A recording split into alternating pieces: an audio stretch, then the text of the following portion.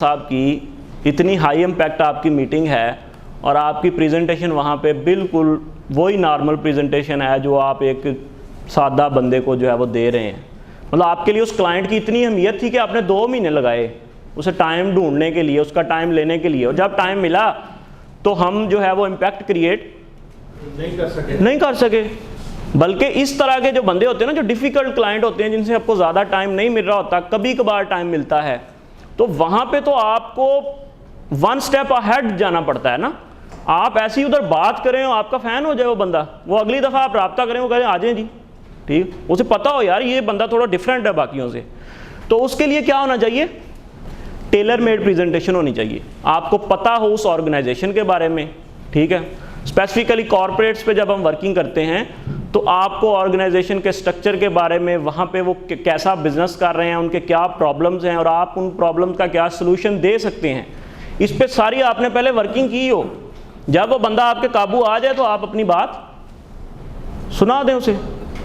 तो इसलिए इस पे भी हमें काम करना चाहिए। आगे हम इसको देखते हैं। अच्छा, ये बड़ा इंपॉर्टेंट पॉइंट है, प्रेजेंट द राइट पर्सन। कोई बंदा बताना चाहेगा इसका क्या मतलब है? एनीवन? जी, डिसीजन मेकर को। जी महताब साहब।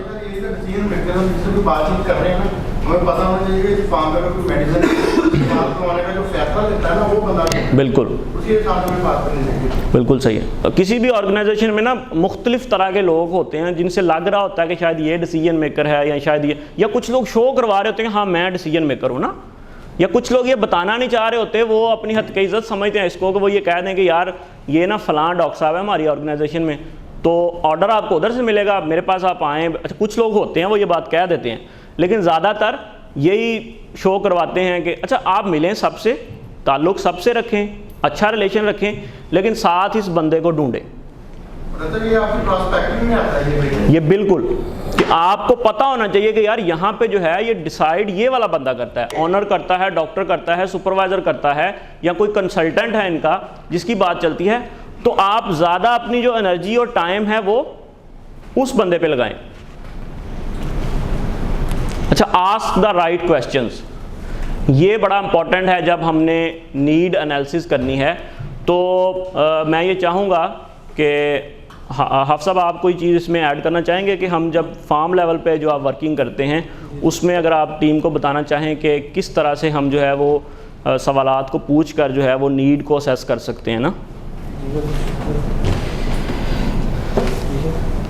इसमें मेन जो चीज़ है वो ये है कि जब हम फार्म लेवल पे जाते हैं वहाँ पे डिस्कशन हमारी शुरू होती है, तो हमें मेन आइडिया वहाँ से फार्मर की गुफ्तगू से पता चलना शुरू हो जाता है। जब हम उससे फ्लॉक एज के बारे में पूछते हैं पहले नंबर पे ना, तो जब फ्लॉक एज का पूछते हैं तो फिर हम एक एस्टीमेट लगा सकते हैं कि इसको फ्लॉक प्रोडक्ट की जो है वो ज़रूरत पेश आ सकती है। इसकी मैं प्रैक्टिकल एग्जाम्पल एक दूँगा। हमने ये पिछले महीने में एक विजिट किया फैसलाबाद में ना, एक बहुत पोटेंशियल फार्मर के साथ। तो वहाँ पे यानी कि काफ़ी सारे लोग आए थे मुख्तलिफ कंपनी से। तो हम गए हैं वहाँ पे, मेरे साथ फलक्षण साहब थे। तो वहाँ पे हम जाके बैठे हैं, तो उनसे हमने बात की है और हमें ये आइडिया हुआ है कि इन्हें जो है वो इंडायरेक्ट प्रॉब्लम के लिए जो कोर्स वगैरह कराते हैं उसकी ज़रूरत है किसी चीज़ की ना। तो वहाँ पे हमने मेन प्रोडक्ट हमने फार्माडान प्रेजेंट की और उन्हें बताई कि ये डोज इसकी ये है और अगर आप इसको इस्तेमाल कराते हैं तो इससे इंडायरेक्ट प्रॉब्लम जो है वो हल हो जाएंगे आपके। और उन्होंने कोई दूसरी बात नहीं की, उन्होंने कहा कि जी इसके 2 बैग भिजवा दो और फलक्षण साहब का प्लान शेड में भेज दिए। तो हमने अपनी बात पूरी की, उनको जो ज़रूरत थी उन्होंने हमें ऑर्डर दिया, हमने अपना हिस्सा दिया। और जब हम उठ के वापस जा रहे थे तो कुछ लोग लाइन में बैठे हुए थे, वो हमें कहते कि बस इतना की देना चाहिए। तो हमने सोचा दिल में कि जब हमारा काम 2 मिनट में हो गया तो फिर हमने वहाँ पे बैठ के क्या करना होना, तो जो उन्हें जरूरत थी उन्होंने हमें ऑर्डर दिया, हम आगे उसके। तो ये जो है नीड आइडेंटिफाई करना जो अभी बात हुई थी ये जरूरी है। अगर आप नीड आइडेंटिफाई करके उस प्रोडक्ट को प्रेजेंट करेंगे ना तो आपके वो मैक्सिमम चांसेस होते हैं कि आपको ऑर्डर वहां से मिल जाता है, बजाय इसके कि उन्होंने डायरेक्ट का कोर्स कराना है और आप पहले दिन में एडवर्टाइजिंग का 10:15 कर लेंगे। उन्होंने डायरेक्ट कोशिश करना है तो आप किसी और प्रोडक्ट का करने लगे। नीड आइडेंटिफाई करके स्ट्राइक करें तो चांसेस जो है वो बहुत ज़्यादा बढ़ जाते हैं आपके सेल के। अच्छा डॉक्टर साहब, जो बंदा हमें बता रहा कि यार ठीक कर रहा हूँ मैं ना सिर्फ वैक्सीन करता हुआ तो मल्टीविटामिन पाना हुआ तो ना मैंने कोर्स की लोड़ पैंदी है ना मैं कभी करवाया हुआ, ज़्यादा का शुक्र है मेरा बट मैं ठीक रहता इस पे आगे कुछ चीज़ें आ रही हैं। सेम है कि साढ़े तो बड़े दूर है ये बोले कभी देखी नहीं है, तो डॉक्टर उसका हम क्या करें, उससे कैसे निकलवाएं उसके अंदर? इस पे आगे कुछ चीज़ें आ रही हैं, मैं से वो भी शेयर कर दूँ। डॉक्टर साहब आप भी शेयर कर दें अगर करना चाहते हैं। इसमें सही में होता नहीं है ऐसे ना कि कोई कोर्स ना कराता होगा। He must be bluffing. हाँ जी। कहीं साड़ी शक्ल नहीं ना पसंद करता काम आपके कहते वो शक्ल पसंद करवाने के लिए कुछ चीज़ें पहले बताई गई हैं ना। अच्छा, उसमें महताब साहब ये है कि हर तरह का कस्टमर जो है ना, वो 2-3 तरह की कस्टमर की कैटेगरी होती है ना मार्केट में, ठीक है। तो इस तरह के कस्टमर को हमने जो है हमारी अप्रोच ये होनी चाहिए कि हम पॉजिटिव रहें और हम नॉक करते रहें। और उसके अलावा कुछ आगे स्ट्रेटजीज आ रही हैं कि आप अपनी प्रेजेंटेशन जब करें ना, बजाय इसके कि आप सिर्फ ये जाके बताएंगे ये मेरे पास सोल्यूशन है, ठीक है, तो फिर वो कहेगा नहीं इसकी ज़रूरत नहीं है मुझे ना, मैं तो ये यूज़ नहीं करता, ठीक है, मैंने तो कभी यूज़ किया ही नहीं है। उससे पहले केस बिल्डिंग की बात आ रही है ना, तो वो जब हम करेंगे ना तो उसको जो है इससे काफ़ी उसका असर आता है ना, तो वो कहीं ना कहीं पे वो डिसीजन ले लेता है अपने प्रोडक्ट का। जैसे केस बिल्डिंग पे अभी आपने वो लिवर टॉनिक की एग्जांपल दी थी, ठीक है, आप एनिमल बेचने जा रहे हैं, मत कहेंगे मैं फ्लैशर लेके आया, आप कहेंगे मैं आज आपको किडनी के फंक्शन बताने आया, बस ये है केस बिल्डिंग। आगे किडनी के साथ अहम अफाल है, ना आपकी बात सुने और ना आपको ऑर्डर दे तो मैं जिम्मेदार हूँ इस बात का, क्योंकि जब आप स्टेट में जाके प्रेजेंट कर रहे हो किसी बंदे को किसी चीज की कोई जरूरत नहीं है। आप वो हमें जमाल साहब एग्जांपल देते हैं कि इशारे पे आप खड़े होते हैं ना, गाड़ी खड़ी होती है तो वो बाज़ लोग पेंसिलें बेच रहे होते हैं, ठीक है, वो पेंसिल तो वो कहते हैं जी कि हम उससे पेंसिल लेना पसंद नहीं करते, हम उसकी बजाय उसको 10 रुपए 20 रुपए वैसे दे देते हैं, यार पेंसिल भी रखो, क्योंकि हमें जरूरत नहीं है पेंसिल की, ठीक है। तो जब तक हमें जरूरत नहीं है, जरूरत जब होती है तो हम कितने महंगे महंगे पेन भी परचेज कर लेते हैं, ठीक है। तो केस बिल्डिंग में ताबे बड़ी इंपॉर्टेंट, वो बंदा कहे ना जी अब मसले कोई नहीं आया, तो होया ही नहीं, ठीक है, तो आप भाई अपना केस कहें जी मैं तो किडनी के फंक्शन पे बात करने आया, मैं तो गट इंटेग्रिटी पे बात करने आया, ठीक है, मैं तो जनाब कोलिबैसिलोसिस पे बात करने आया, तो बस केस बिल्ड कर दें, उसके बाद वो खुद कहेगा बताओ इसके लिए है क्या तुम्हारे पास, वो खुद कहेगा। जी सर, ऐसे बंदों के साथ रिलेशन कम होता है पहली मुलाकात में। जी जी।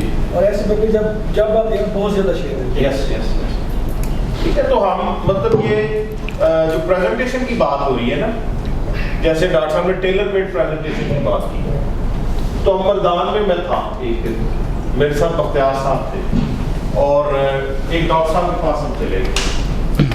तो आप बिलीव करेंगे कि मैंने उनसे कहा कि डॉक्टर साहब आज आपसे किडनी फंक्शंस पे बात करनी है। एक सिंपल राइटिंग पैड लिया, उस पर किडनी बनाए चिकन के, पहले उसके पार्ट्स उनको बताए, और वो इतना उन्होंने इंटरेस्ट लिया, बहुत बड़ा प्रेस्क्राइबर मर्दान डॉक्टर लिया, ठीक है। फिर उसके फंक्शन बताने शुरू कर दिए, ठीक है। फिर उसने कहा अच्छा इसके लिए है क्या, वो तो मुझे बताओ। मैं कहा बता दो, पहले किडनी के फंक्शन तो सुन ले। 7 फंक्शन मैंने उनको बताए 7 सफ़ों के ऊपर।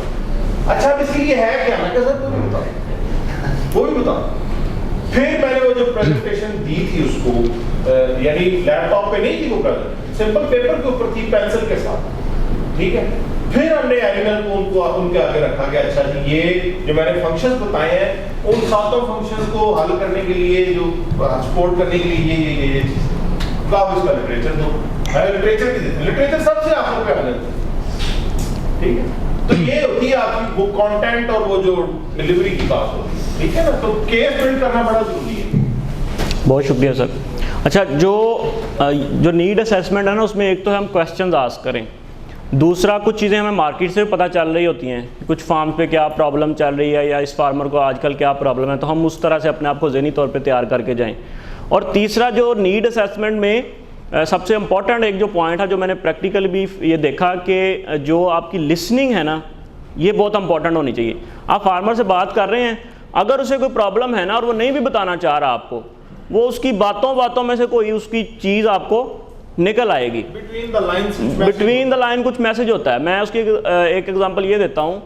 अच्छा, आप ऑफिस में बैठे हैं और वेट कर रहे हैं, डॉक्टर बैठा है या फार्मर बैठा है और आप वेटिंग में हैं, वो इंगेज है ना किसी काम में, बाकी लोग भी बैठे हैं, तो आप मोबाइल पे बिजी ना हो या इधर उधर ना हो, वो जो बातें कर रहा है ना, अपने सुपरवाइजर से बात कर रहा है, अपने कंसल्टेंट से बात कर रहा है, आप गौर से उसकी बातों को सुनते जाएं और प्रोसेस करते जाएं कि यार ये चल क्या रहा है। मैं एक एग्जांपल देता हूँ। मैं एक होम मिक्सर के पास बैठा हुआ था, सर चौधरी अब्दुल कदीर साहब के पास, ठीक है, तो 3-4 और 2 या 3 लोग और बैठे थे ना, फीड एडिटिव से मार्केटिंग के लिए आए हो, और सब मोबाइल पे बिजी थे ना, उनकी कोई फीड में प्रॉब्लम चल रही थी और वो कंटिन्यूसली अपने कंसल्टेंट के साथ जो है वो हर 1-2 मिनट के बाद उन्हें कॉल आ रही थी। अच्छा जी, उनको कॉल आई है तो कंसल्टेंट से उनकी बात हुई है, तो उसने कहा जी वो फिश मील भी ठीक है, फलानी चीज़ भी ठीक है, डॉक्टर साहब फार्मूले नहीं वेखो तुसी ना, कितने मसला आ रहा वे। अच्छा, डॉक्टर साहब ने उनसे क्वेश्चन किया, उनको ऑयल तो बिल्कुल ठीक है ना जी, ऑयल में तो मसला ही कोई नहीं है, ये तो हमने जिससे लेते हैं वो बड़ा अच्छा सप्लायर है हमारा ना, ऑयल फीड के अंदर डलता है ना, पोल्ट्री ऑयल। तो डॉक्टर साहब ने कहा मुझे ऑयल में मसला लग रहा है ना, मतलब कोई ऐसी उनकी बात हुई। अच्छा, डॉक्टर साहब ने उसका सोल्यूशन उन्हें कोई नहीं बताया, उन्होंने कहा ठीक है आप चलने दें, मैं इसको देख लेता हूँ ना। जैसे उन्होंने फ़ोन बंद किया ना, इससे पहले कोई और बोलता तो मैंने बात कर दी। मैंने उनका चौर साहब ऑयल आजकल यूज़ कर रहे हो कि मसला आ रहा है? उन्होंने कहा हाँ डॉक्टर साहब यार वो बस ना ऑयल जंदा यूज़ करना शुरू किया हुआ ना तो प्रॉब्लम आना शुरू हो गई है ना। तो मैंने उनका डॉक्टर साहब से हुआ है डिस्कस, उन्होंने कहा जी हुआ है। तो मैंने कहा फिर उन्होंने क्या सलूशन बताया? कहते उन्होंने कहा है कि मैं इसको देखता हूँ या थोड़ा ऑयल कम करते हैं। तो मैंने फ़ौरन, हमारे पास ना एक प्रोडक्ट होती है जो हम फीड के अंदर डालते हैं, तो उसको कहते हैं एंटीऑक्सीडेंट ना, जो ऑक्सीडेशन हो रही होती है ना ये ऑयल्स में या फैट्स में, ठीक है, उसको वो रोकती है ना। तो गर्मियों के अंदर ये अक्सर ये प्रॉब्लम आती है, जो पोल्ट्री ऑयल है इसमें भी प्रॉब्लम आ जाती है। तो मैंने उन्हें कहा जो साहब इसका सोल्यूशन तो है। उन्होंने कहा डॉक्टर साहब की, अब वो ना पूरी तरह मतलब उस वक्त ना वो फंसे हुए थे। मैंने फ़ौरन एनिलॉग्स का उसको लिटरेचर दिया और उनको वो सारी चीज़ें उसकी बताई, और उन्होंने फ़ौरन बगैर अपने कंसल्टेंट से पूछे ना कि इसको डाल लें ना डालें, उन्होंने कहा डॉक्टर साहब इसको भिजवा देना, आप आज ही मुझे भिजवाएं इसको। तो इसलिए जो लिसनिंग है ना हमारी उधर, उसकी बात से बात निकालना, नीड को असेस करना, ये हमें ऑर्डर टेकिंग के बहुत करीब ले जाता है। अब मैं ज़रा क्विकली आगे चलूँगा, टाइम हमारे पास कम है। अच्छा, content of an impactful sale presentation में जब आपने नीड असेस कर ली, सबसे पहले क्या था जी, प्रॉस्पेक्टिंग की, रैपो बिल्ड की, बंदे के पास पहुँच गए, नीड असेस कर ली उसकी।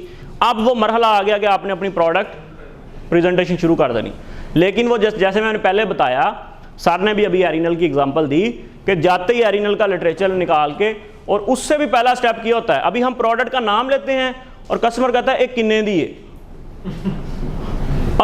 असी फौरन आने जी ये इन्ने दी है, वो आंदा महंगी है, बस प्रेजेंटेशन खत्म, किन्ने दी है, इन्ने दी है, महंगी है। Simple 3 step process. और आप ऐसे करके ना ऐसे अपना बैग उठाते हैं, चंगा चोर साहब है मुलाकात होती है ना, ठीक है। तो भाई कभी भी सेल्स में ये कहा जाता है कि वैल्यू बिल्ड करने से पहले अपनी प्रोडक्ट का रेट ना बताएं। अच्छा, कस्टमर पूछ लेता है कितने की है, सर ये सवाल तो आपका बहुत अच्छा है, सर मैं इसका ना आपको अभी जवाब देता हूँ, मैं उससे पहले ना आपको ये चीज़ शेयर करना चाहता हूँ इसके बारे में। अच्छा, वो दूसरी बारी नहीं कहेगा नहीं दसो कितने दिए ना, ठीक है, वो कहेगा अच्छा जी आप बताएं। आप उसकी वैल्यू बिल्ड करें। जब आप उसके फीचर्स बता के एक प्रोडक्ट के आप 10 फीचर्स बताते हैं ना, और इसको ना थोड़ा सा इस एंगल से भी देखा करेंगे, जब हम कोई चीज़ खरीदने जाते हैं तो जो सेल्स पर्सन हमें किसी मोबाइल की, कपड़ों की जब खूबियाँ बयान करता है ना, उसका एक साइकोलॉजिकल इम्पैक्ट हम पे आता है, हम डिसीजन करते हैं। हम जब 10 चीज़ें वो एक कपड़े के बारे में बताता है ना, तो हम फिर उसको ना ये कहने में थोड़ा सा घबराते हैं कि हुणे नूं कवां ना महंगा आवे, तो उन्हें कहना भाई यार मैं तुहानूं दस्सिया इजिप्शियन कॉटन है, ठीक है। अब वो कहेगा इजिप्शियन कॉटन है, इसका कलर ख़राब नहीं होगा, ये हमारे पास जनाब इसकी जो है वो फलानी टेक्नोलॉजी है, ठीक है। तो फिर आप थोड़ा सा घबराएंगे उसको महंगा कहने में ना। इसी तरह से ये इसका साइकोलॉजिकल इम्पैक्ट होता है। आपने जाके प्रोडक्ट प्रेजेंट की, उन्हें रेट पूछा, आपने फ़ौरन बता दिया, तो रेट कोट ना करें। सबसे पहला स्टेप है केस बिल्डिंग। इस पर बड़ी डिटेल में बात हो चुकी। सर ने बताया कि एरिनल बताने की बजाय केस बिल्डिंग की सादा मिसाल मैंने एक लिवर टॉनिक की दी सर ने एरिनल की दी कि आप केस बिल्डिंग की बजाय उससे रिलेटेड फ्रासी 12 पे आप बात करनी है तो पहले आप वायरल प्रॉब्लम की बात करें, ठीक है, फिर उसके जो वैक्सीन फेलियर है, जो चीज़ें वो क्यों हो रही होती हैं उसकी बात करें, और फिर उसको रिलेट, अच्छा ये बात ऐसे करें कि वो चीज़ें आपके सोल्यूशन के साथ रिलेट हो रही हों। फिर आप, अच्छा ये सारी बातें करने के बाद ना कहीं पे जैसे सर ने कहा कि उन्हें पूछा हूँ दसो करना की है, तो फिर आप इस चीज़ पे आएँ कि ये करना है। फिर आप अपनी प्रोडक्ट का इंट्रोडक्शन दें कि सर ये हम जो है ना वो सोल्यूशन ऑफ़र कर रहे हैं, ठीक है, उसका इंट्रोडक्शन दें, उसकी टेक्नोलॉजी बताएं, ठीक है, उसका मोड ऑफ एक्शन जो है वो आप डिटेल में उसको बताएं, ठीक है। उसके बाद आप उसकी जो है वो यूएसपीज़ बताएं। ये यूएसपीज़ क्या होती हैं जी? ये कोई यूएसबी की कोई रिश्तेदार है यूएसबी की? वो जो यूएसबी फ्यूज होता हाँ उसके कोई रिश्तेदार है मेरे ख्याल। है, यूएसबी जी बताना चाहेगा जी कोई यूएसपी क्या होता है जी? यूनिक सेलिंग पॉइंट, कोई एग्जांपल जी? रोज कैलकुलेशन अगर हम देते हैं, यूनिक कैलकुलेशन में अगर कि हम उससे रेट कंपेयर कराते हैं कंपटीटर से।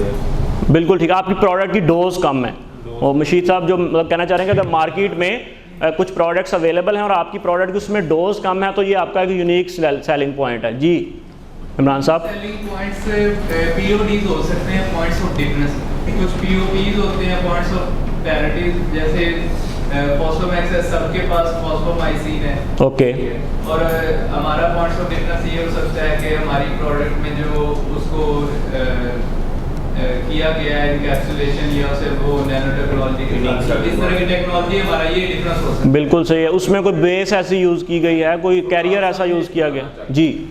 प्रोडक्ट कंपैरिजन में मतलब आप देख सकते हैं कि उसकी प्रोडक्ट में जो कंपोजिशन है हमारी प्रोडक्ट में कौन सी एक चीज़ एक्स्ट्रा है। जी बिल्कुल बिल्कुल चीज़ है, उस पर भी हम बात करें। मोस्टली प्रोडक्ट्स की जो यूनिकनेस है उसके स्लोगन में लिखी होती है हमारे बिल्कुल ठीक, यस। Unique proposition. तो ये बात सबको समझ आई? यूनिक एक यूनिकनेस सर वो साल्ट जो होते हैं, जैसे हमारी फॉस्फोमैक्स में फास्कोमाइसिन कैल्शियम है, और कंपैक्टर की प्रोडक्ट्स जो है मोस्टली उसमें फास्कोमाइसिन सोडियम आती है। तो कैल्शियम जो है वो ओरली रिकमेंडेड है, लेकिन फास्कोमाइसिन सोडियम जो है वो ओरली देना रिकमेंडेड नहीं है, वो इंजेक्टेबल फॉर्म में आप इस्तेमाल करा सकते हैं। तो बहुत सारी ऐसी फास्कोमाइसिन सोडियम आपको मिलती है मार्केट में जो बहुत सस्ती होती है, तो हम ये पॉइंट भी जो है वो सामने रख सकते हैं, है ना। सर हम बेसिकली एक एग्जांपल के साथ बताना चाहूँगा मैं, ये मोबाइल है, ये आप सेल करने गए हुए हैं, तो वहाँ पे आप उसको बताते हैं कि ये मोबाइल है, उसकी रैम रोम ये है, और दूसरा मोबाइल है वो भी टच है, सारा सेम फंक्शन करता है, लेकिन उसकी रैम रोम का फर्क है। तो आप उसको बताएंगे ऐसी बात है इसकी कीमत ज़्यादा है उसकी कम है। ये मिसाल दे रहा हूँ मैं, ये भी आप अपने प्रोडक्ट को सेल करने वक्त एग्जांपल इस तरह भी दे सकते हैं कि हमारे प्रोडक्ट में ये चीज़ यूनिक है, ये फंक्शन इसका एक्स्ट्रा है उस प्रोडक्ट के ऊपर। और इसके लिए प्रोडक्ट नॉलेज की बड़ी तो ये जो यूएसपीज़ हैं ये आपको हर प्रोडक्ट के बारे में क्लियर होना चाहिए। अच्छा, कुछ जो डॉक्टर्स हैं ना वो बड़े सियाने होते हैं, आपने अभी प्रेजेंटेशन शुरू नहीं किया आपकी प्रोडक्ट की ना, वो आपसे एक सवाल कर देते हैं, वो पता क्या कहते हैं, आप स्ले फॉर एग्जांपल फॉस्फोमैक्स आप प्रेजेंट करने गए मार्केट में, अच्छा वो आपसे अभी आपने कुछ नहीं उसे बताया फॉस्फोमैक्स के बारे में ना, तो वो आपसे पहले सवाल पता क्या करेगा, आप डॉक्टर साहब मुझे सिर्फ ये बताएं कि आपकी जो फास्फोमाइसिन है ना ये बाकी मार्केट में मौजूद फास्फोमाइसिन से कैसे डिफरेंट है, ठीक है। अच्छा हम लोगों ने, हम इस कैसे के लिए ना तैयार नहीं होते ज़हनी तौर पे, हमें पता होता है लेकिन हमने वो रट्टा लगाया होता है ना प्रेजेंटेशन को कि असीदे अलिफ तो ये तक सुनाना हमें, वो कैसे किधर लिखा हुआ है ये निकाल के बताना हमारे लिए। हम उधर कहते हैं कि सर ठीक है फास्फोमाइसिन है, बाकी भी फास्फोमाइसिन है, साड़ी ज़रा बेहतर है, क्वालिटी बेहतर है। हाँ क्वालिटी बेहतर है ना साड़ी, ठीक है। तो इसलिए ना ये कैसे के लिए हमें ज़हनी तौर पे तैयार होना चाहिए। और ये कब होंगे हम तैयार, जब वो उमैर साहब ने जो बात बताई थी कि हमारा प्रोडक्ट नॉलेज तो हर प्रोडक्ट की जो हम प्रेजेंटेशन तैयार करें ना अपने माइंड में, अपने लैपटॉप में, ठीक है, उसमें केस बिल्डिंग, इंट्रोडक्शन और उसके यूएसपीज हमने अलग से लिखे हों, बड़े क्रिस्टल क्लियर हों, हमें 1 2 3 4 जी ये हमारे यूएसपीज हैं, ठीक है जी।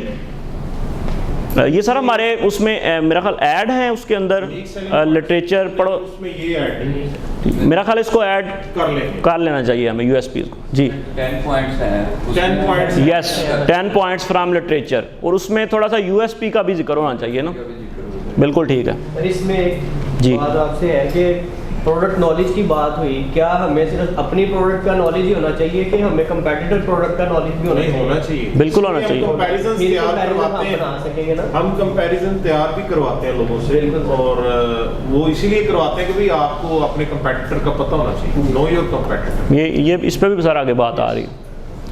अच्छा, केस स्टडी बताना बड़ी ज़रूरी है। केस स्टडी का मतलब है कि कहीं पे कोई प्रॉब्लम थी, आपने अपनी प्रोडक्ट यूज़ करवाई और वो मसला हल हो गया। ये क्या है जी, ये के फार्मर डॉक्टर भी समटाइम ये पूछते हैं दोस्तों कितने हाँ, और कितने इस्तेमाल हुई है, मतलब वो पूछते हैं ना यार ये ठीक है सारी बातें, ये बताओ कहाँ इस्तेमाल हुई, ठीक है, तो वो ये केस स्टडी। तो केस स्टडी जो सक्सेस स्टोरी है उसको अगर आप, अच्छा ये वहाँ पे बताना भी बहुत ज़रूरी होती है कि आपको पता है यार ये फार्मर जो है ना, इसकी फलाने फार्मर के साथ बहुत बनती है, ये आपस में बड़े कनेक्टेड हैं, ये दोस्त हैं। तो अगर एक दोस्त के पास आपने अपनी प्रोडक्ट इंटर करवा ली, तो अब दूसरे के पास इंटर करवाना आपको लिए बहुत आप प्रेजेंट करें जाके प्रोडक्ट को और आप कहें सर वो चोरसा भी यूज़ कर दे पहले ना, इतनी बात आपकी करनी है, तो ये बहुत सारी बातों पे हावी हो जाती है, ठीक है। इसलिए आपको आपके पास केस स्टडीज़ होनी चाहिए आपकी प्रोडक्ट की ना, और आपको ओवरऑल भी, जैसे हम फीड एडिटिव में जब मार्केटिंग कर रहे होते हैं ना, तो हमें थोड़ा सा ओवरऑल भी अंदाज़ा रखना पड़ता है, सिर्फ अपने एरिया का नहीं। हमसे जो फीड मिल के जीएम हजरात है ना, वो हमसे ये पूछते हैं अच्छा पाकिस्तान की केड़ी फीड मिल थोड़ी ये प्रोडक्ट यूज़ कर रही है, वो ये नहीं पूछते इस एरिया में कौन यूज़ कर रही है। तो ये रेफरेंस और केस स्टडी जो है बड़ी इंपॉर्टेंट है। तो वलीफील्ड में बात हुई कराची में, उसके ऑनर मुझे कहते हैं कि मेरे उधर पंजाब में भी सारे ताल्लुकात हैं, क्योंकि हमारा फर्स्ट विजिट था, तो ये कौन यूज़ करता है वहाँ पे, आप मुझे कोई रेफरेंस दें जिससे मैं बात करूँ ना। तो उन्होंने फिर मैंने कहा कि चले आप मुझे उधर से बता दें कि आप कौन कौन से फीड मिल को जानते हैं जहाँ पे जिसका मैं रेफरेंस दे दूँ, क्योंकि उधर सब लोग इस्तेमाल कर रहे हैं। कहते हैं कोलंबिया ग्रुप यूज़ कर रहे हैं, मैंने कहा जी अभी बैठे बैठे डॉक्टर दाऊद साहब को बात कर रहे हैं, वो इस्तेमाल कर रहे हैं। तो इस तरह यानी कि ये कि वो डायरेक्टली फीडबैक लेते हैं, कस्टमर आपका ना कॉन्फिडेंस लेवल भी चेक कर रहा होता है, और उससे फिर आपकी प्रोडक्ट सही एंटर हो जाती है। और इससे एक ये जो सारे दोस्तों ने ये चीज़ें बताई ना, इससे एक और बात सामने आती है, वो ये आती है कि हमने एवं केस स्टडी बना के नहीं बता देनी, प्रोडक्ट आपकी यूज़ नहीं हुई जी सारा वो यूज़ कर देने ना, ठीक है, वो उधर ही करता है फ़ोन मिलाता है, वो आंदा मैं तो जानना ही नहीं, ठीक है। तो आपकी सारी वर्थ जो है वो अब वो हमें आपके ऊपर एक टैग लग जाएगा, दोबारा ज़िंदगी में वो ट्रस्ट नहीं करेगा आप पे। आप जितनी मर्जी अपनी जनाब फिर प्रेजेंटेशन अच्छी कर लें, जो मर्जी कर लें, वो कहेगा यार बंदा ठीक नहीं है। अच्छा, ये जो कंपेटिटर की बात आई थी कि हमारी प्रेजेंटेशन के अंदर हमें अपने कंपेटिटर का, अगर बहुत सारे कंपेटिटर हैं तो कम से कम जो बड़े नाम हैं 8-10 उनका हमें पता होना चाहिए, जो टक्कर की प्रोडक्ट्स आपको दे रही हैं मार्केट में, जो जिनसे टफ कंपटीशन आपको फेस करना पड़ रहा है, उनकी आपको उसका नॉलेज एनालिसिस और उसके ऊपर आपका यूएसपी क्या है आपको पता होना चाहिए। अच्छा, इसको इनवाइट ना करें अपनी प्रेजेंटेशन में ना, कि नाम ले लेके ना बताएं कि हमारी ये दवाई ना फलानी दवाई से भी बेहतर है, ठीक है। एक तो आप उनकी एवं प्रमोशन करी जा रहे हैं ना उसका नाम लेके, दूसरा वो हो सकता है वो डॉक्टर को बहुत पसंद हो वो दवाई, ठीक है, और वो उस चीज़ पे आपसे जो है वो बहस व तकरार शुरू कर दे कि नहीं वो तो बहुत। इसको इनवाइट ना करें, लेकिन इसके लिए ज़हनी तौर पे तैयार हों। अगर बंदा आपसे पूछ ले तो आपको पता होगा मैंने इसका क्या जवाब देना है। तो कंपेटिटर नॉलेज होने का बहुत ज़रूरी है आपकी प्रेजेंटेशन के अंदर। रिसर्च ट्रायल जो हैं इस पर पहले भी बात हुई है, इसको ज़रूर इनकॉर्पोरेट करें आप।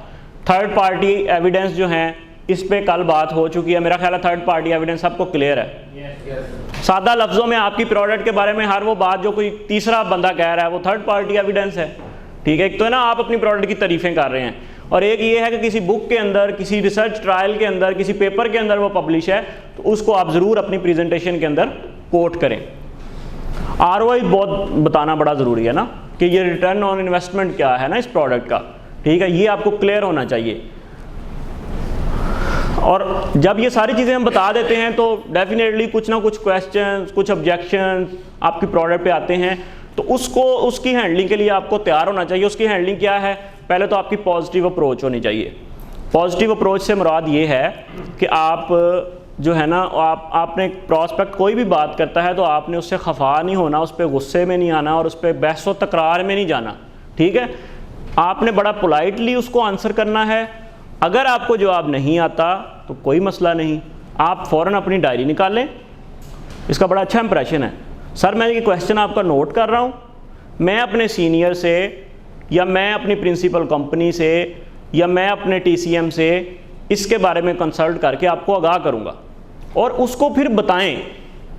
सिर्फ वो लिख ना लें, उसको पूछें, इससे क्या होगा, आपका अपना नॉलेज भी बिल्ड होगा, और जब आप उसको दोबारा बताएंगे ना कि सर आपने ये सवाल किया था, इसका ये जवाब है, तो इसका बहुत अच्छा एक इंप्रेशन जाता है।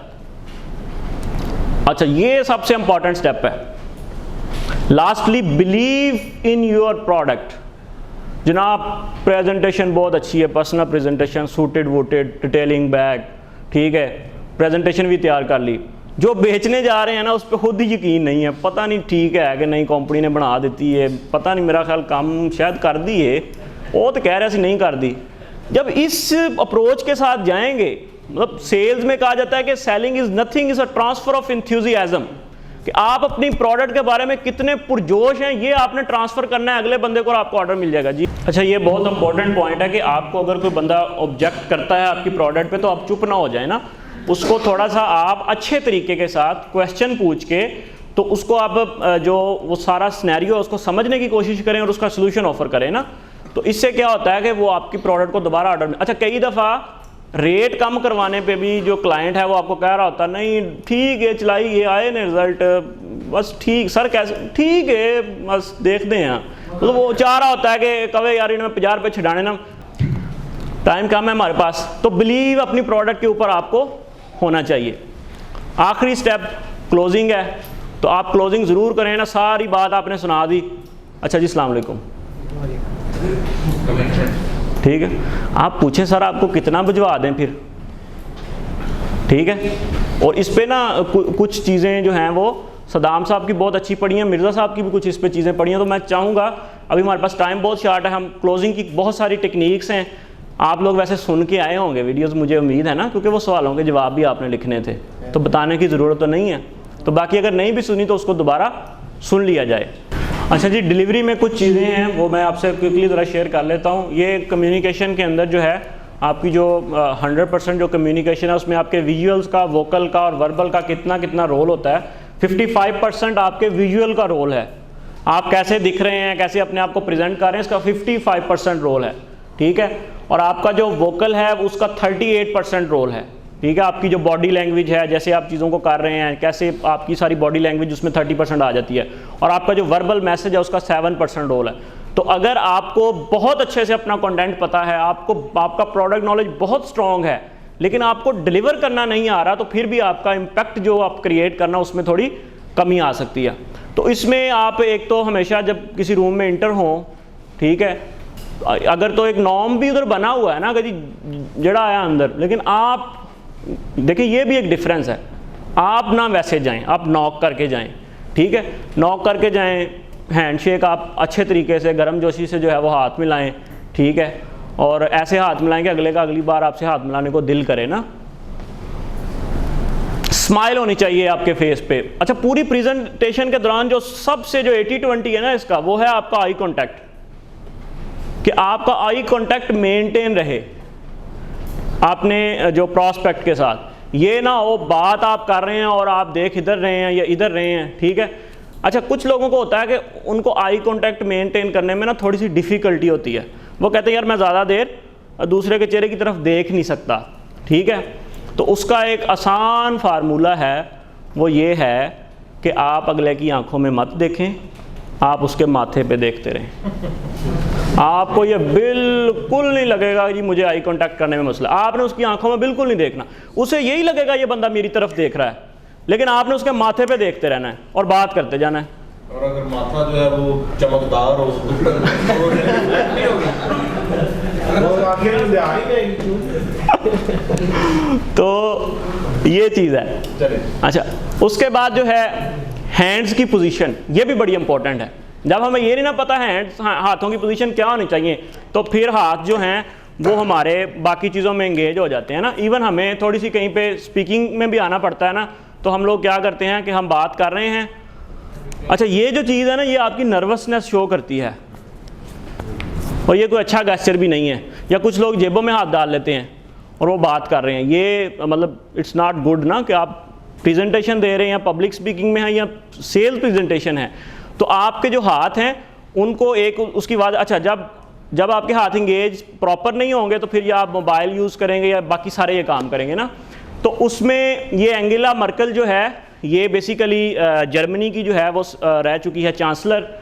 तो उसका ये वाली जो पोजीशन है, सभी लोगों को नज़र आ रही है जी, ये पोजीशन हाथों की, उंगलियां ऐसे मैच हैं और ये यहाँ पे हैं हाथ, ठीक है, आपकी बैली पोजीशन पे। ये सॉरी सर, जी बिल्कुल, सभी लोग ज़रा बना लेना इसको। तो ये उसका ऐसा मतलब उसका ये सिग्नेचर गेस्चर था कि ये पूरी दुनिया में फॉलो किया जाता है, और अगर आप कोई पब्लिक स्पीकिंग की वर्कशॉप अटेंड करें तो वो ये वाली पोजीशन सिखाए बगैर वो वर्कशॉप मुकम्मल नहीं होती। ये बाकायदा पढ़ाया जाता है, इसको बोलते हैं मर्केल राउट, ठीक है। तो इसके बारे में बात की जाती है, आपका जो ट्रेनर है वो ये सिखाता है। आप खड़े हैं, देखें अपने हाथों को कंट्रोल करना है ना आपने, ये वाली पोजीशन पे आप बात कर रहे हैं, ठीक है। यहाँ से आपके हाथ इधर आएंगे, इधर आएंगे, इधर आएंगे और फिर इधर आ जाएंगे। अब आपको ये नहीं हो रहा कि यार अब जब ऐसे हाथ एंगेज नहीं होते फिर हम क्या करते हैं, ऐसे कर लेते हैं, ऐसे कर लेते हैं, ऐसे कर लेते हैं, या ये काम शुरू कर देते हैं। तो अगर आप बैठे भी हैं इस पोजीशन में, यहाँ पे बैठें और बात करते हुए यहाँ से मूव करवाएं, फिर इधर ले आएं, तो इसको हम जो है वो फॉलो करें। अच्छा, बैठने का पोस्चर क्या होना चाहिए आप सब, एक लास्ट स्लाइड है सर, चेयर चाहिए होगी मुझे।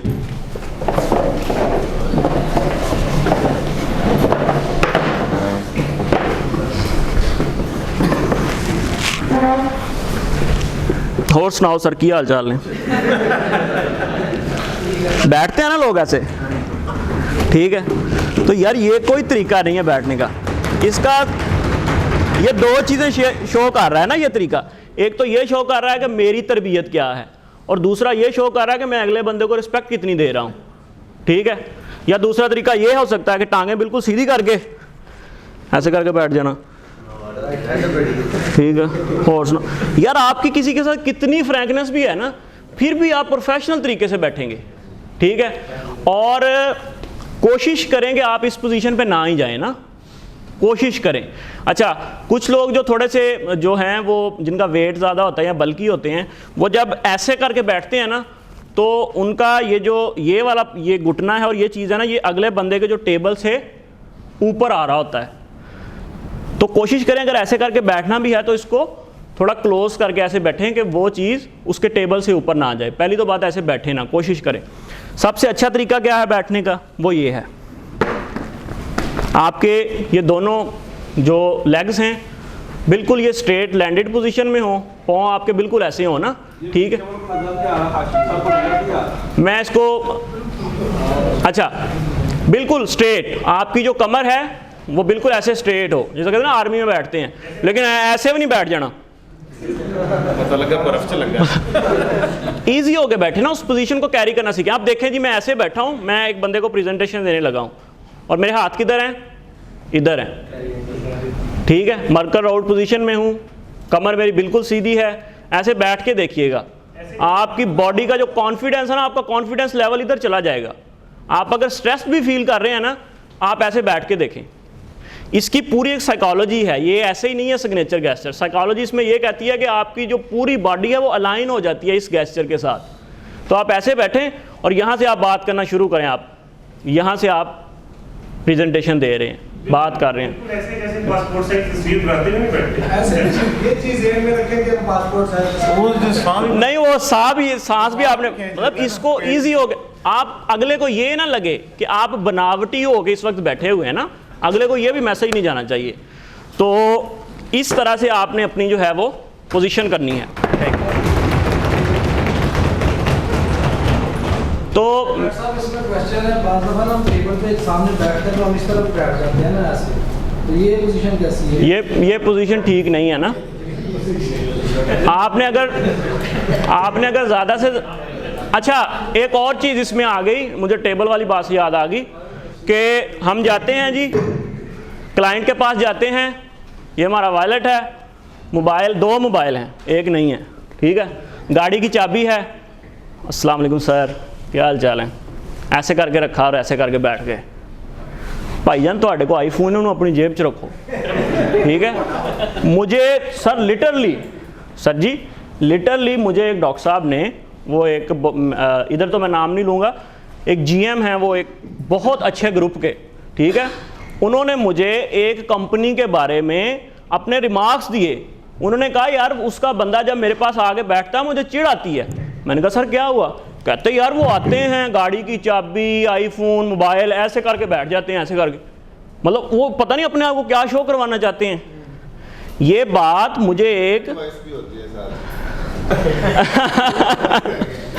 तो इसलिए आप कोशिश करें, आप इसको अगर जेब में अपनी कैरी नहीं कर सकते, आप अपने डिटेलिंग बैग में रखें, मोबाइल अपनी जेब में रखें, ठीक है।